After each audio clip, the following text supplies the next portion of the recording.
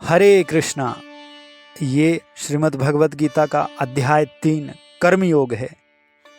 लेकिन अगर आपने इसके पहले के जो 2 अध्याय हैं, कुरुक्षेत्र के युद्ध स्थल में सैन्य निरीक्षण और गीता सार दूसरा, अगर वो 2 अध्याय नहीं पढ़े हैं तो ये तीसरा आपको अच्छे से समझ में नहीं आएगा। तो मेरा आपसे अनुरोध है कि पहले आप वो 2 अध्यायों को पढ़ें, उसके बाद एक एक करके लाइन से 1 बाय 1 सभी अध्यायों का अध्ययन करें। और अगर आपने चैनल को अगर सब्सक्राइब नहीं किया है अभी तक तो सब्सक्राइब कर लीजिए। उसके बाद हम अध्याय 3 कर्म योग को सुनेंगे।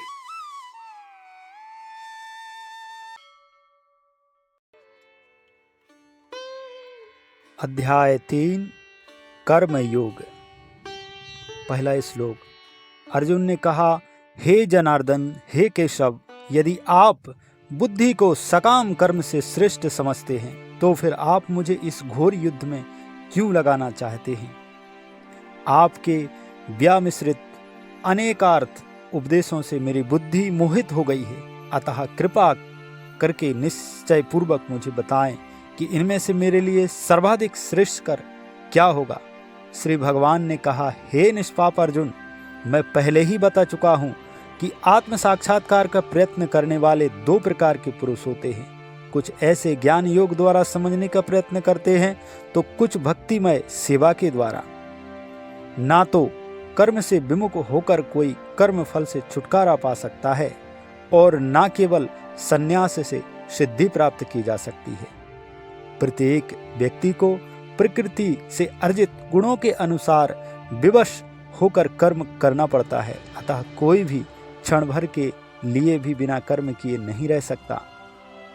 जो कर्म इंद्रियों को वश में तो करता है, किंतु जिसका मन इंद्रिय विषयों का चिंतन करता रहता है, वह निश्चित रूप से स्वयं को धोखा देता है और मिथ्याचारी कहलाता है।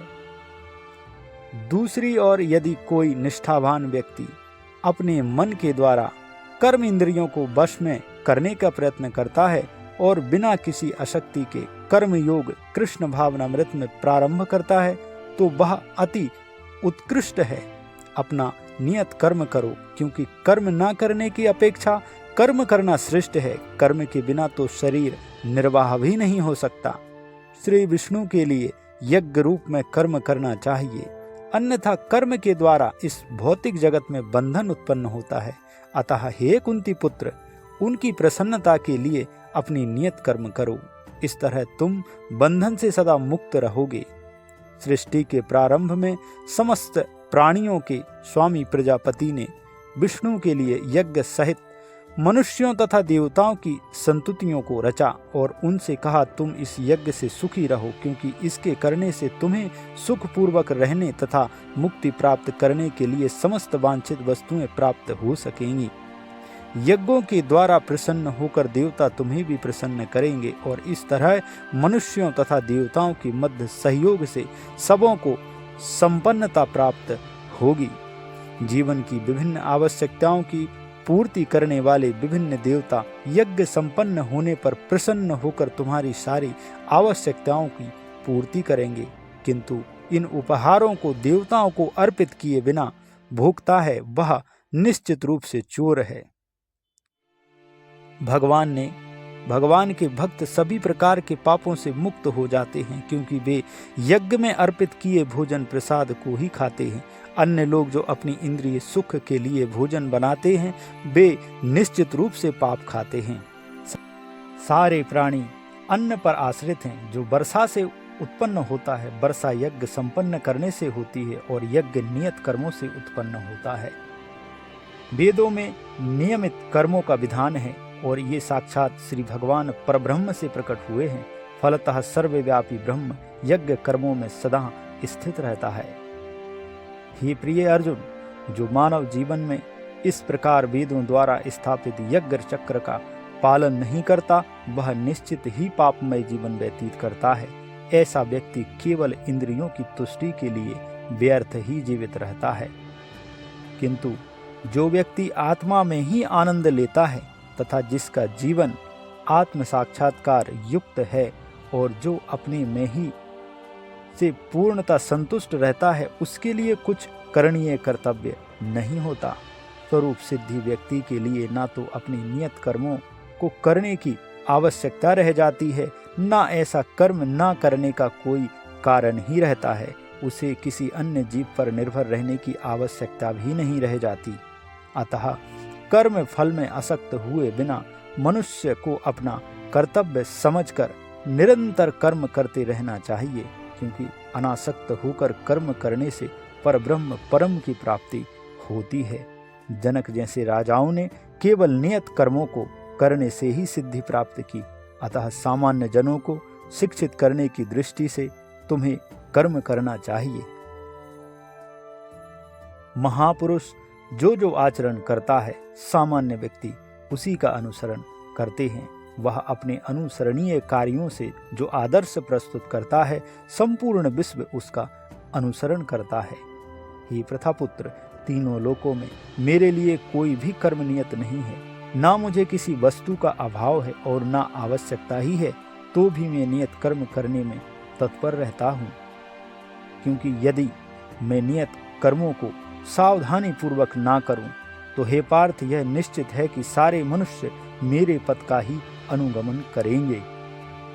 यदि मैं नियत कर्म ना करूं, तो ये सारे लोग नष्ट हो जाएं। तब मैं अवांछित जन समुदाय वर्ण संकर को उत्पन्न करने का कारण हो जाऊंगा और इस तरह संपूर्ण प्राणियों की शांति का विनाशक बनूंगा। जिस प्रकार अज्ञानी जन फल की आसक्ति से कार्य करते हैं, उसी तरह विद्वान जनों को चाहिए कि वे लोगों को उचित पथ पर ले जाने के लिए अनासक्त रहकर कार्य करें। विद्वान व्यक्ति को चाहिए कि वह सकाम कर्मों में आसक्त अज्ञानी पुरुषों को कर्म करने से रोके नहीं, ताकि उनके मन विचलित ना हो, अपितु भक्ति भाव से कर्म करते हुए वह उन्हें सभी प्रकार के कार्यों में लगाए, जिससे कृष्ण भावनामृत का क्रमिक विकास हो। जीवात्मा अहंकार के प्रभाव से मोहग्रस्त होकर अपने आप को समस्त कर्मों का कर्ता मान बैठता है, जबकि वास्तव में वे प्रकृति के तीनों गुणों द्वारा संपन्न किए जाते हैं।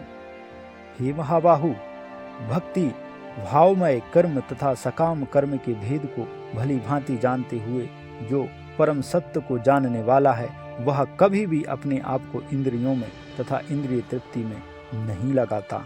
माया के गुणों से मोहग्रस्त होने पर अज्ञानी पुरुष पूर्णतः भौतिक कार्यों में संलग्न रहकर उनमें आसक्त हो जाते हैं। यद्यपि उनके ये कार्य उनमें ज्ञान भाव के कारण अधम होते हैं, किंतु ज्ञानी को चाहिए कि उन्हें विचलित न करे।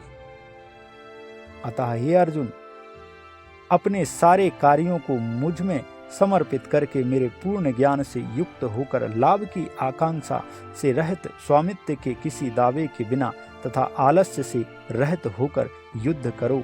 जो व्यक्ति मेरे आदेशों के अनुसार अपना कर्तव्य करते हैं और ईर्षा रहित होकर इस उपदेश का श्रद्धापूर्वक पालन करते हैं, वे सकाम कर्मों के बंधन से मुक्त हो जाते हैं। किंतु जो ईर्षावश इन उपदेशों की अपेक्षा करते हैं और इनका पालन नहीं करते, उन्हें समस्त ज्ञान से रहित, दिग्भ्रमित तथा सिद्धि के प्रयासों में नष्ट भ्रष्ट समझना चाहिए। ज्ञानी पुरुष भी अपनी प्रकृति के अनुसार कार्य करता है, क्योंकि सभी प्राणी तीनों गुणों से प्राप्त अपनी प्रकृति का ही अनुसरण करते हैं। भला दमन से क्या हो सकता है? प्रत्येक इंद्रिय तथा उसके विषय से संबंधित राग द्वेष को व्यवस्थित करने के नियम होते हैं। मनुष्य को ऐसे राग तथा द्वेष के वशीभूत नहीं होना चाहिए, क्योंकि ये आत्म साक्षात्कार के मार्ग में अवरोधक हैं। अपने नियत कर्मों को दोषपूर्ण ढंग से संपन्न करना भी अन्य के कर्मों को भली भांति करने से श्रेष्ठकर है। स्वयं कर्मों को करते हुए मरना पराये कर्मों में प्रवृत्त होने की अपेक्षा श्रेष्ठ है, क्योंकि अन्य किसी के मार्ग का अनुसरण भावय होता है। अर्जुन ने कहा, हे वृषणिवंशी मनुष्य, ना चाहते हुए भी पाप कर्मों के लिए प्रेरित क्यों होता है? ऐसा लगता है कि उसे बलपूर्वक उनमें लगाया जा रहा हो। श्री भगवान ने कहा, हे अर्जुन, इसका कारण रजोगुण के संपर्क से उत्पन्न काम है, जो बाद में क्रोध का रूप धारण करता है और जो इस संसार का सर्वभक्षी पापी शत्रु है। जिस प्रकार अग्नि धुएं से, दर्पण धूल से अथवा भ्रूण गर्भाशय से आवृत रहता है, उसी प्रकार जीवात्मा इस काम की विभिन्न मात्राओं से आवृत रहता है। इस प्रकार ज्ञानमय जीवात्मा की शुद्ध चेतना उसके काम रूपी नित्य शत्रु से ढकी रहती है, जो कभी भी तुष्ट नहीं होता और अग्नि के समान जलता रहता है। इंद्रियां, मन तथा बुद्धि इस काम के निवास स्थान हैं। इनके द्वारा यह काम जीवात्मा के वास्तविक ज्ञान को ढककर उसे मोहित कर लेता है। इसीलिए हे भरतवंशियों में श्रेष्ठ अर्जुन, प्रारंभ में ही इंद्रियों को वश में करके इस पाप का महान प्रतीक काम का दमन करो और ज्ञान तथा आत्म साक्षात्कार के इस विनाशकर्ता का वध करो। काम इंद्रियां जड़ पदार्थ की अपेक्षा श्रेष्ठ हैं। मन इंद्रियों से बढ़कर है, बुद्धि मन से भी उच्च है और वह आत्मा बुद्धि से भी बढ़कर है। इस प्रकार हे महाबाहु अर्जुन, अपने आप को भौतिक इंद्रियों, मन तथा बुद्धि से परे जानकर और मन को सावधान आध्यात्मिक बुद्धि कृष्ण भावनामृत से स्थिर करके आध्यात्मिक शक्ति द्वारा इस काम रूपी दुर्जय शत्रु को जीतो। हरे कृष्णा। वीडियो को एक लाइक और चैनल को सब्सक्राइब करना मत भूलिए।